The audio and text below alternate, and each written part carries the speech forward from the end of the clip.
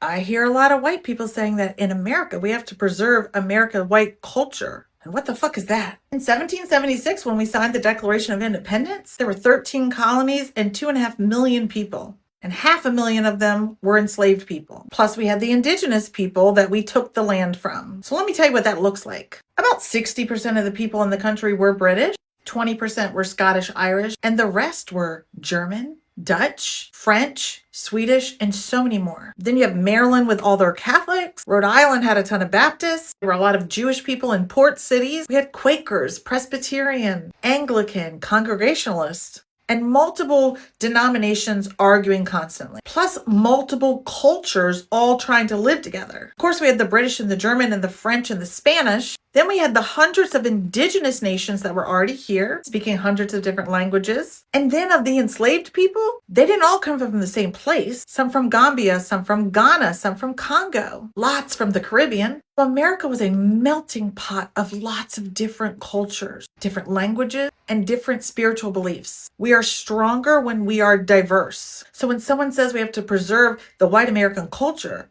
what the hell are you talking about?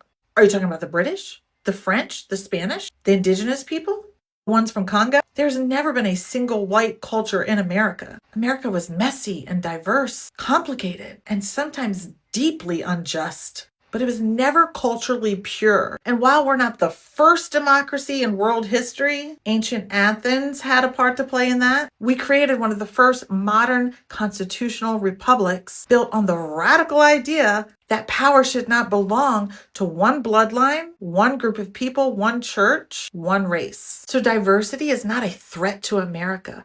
It's our origin story. It's what makes us amazing. So cut that shit out.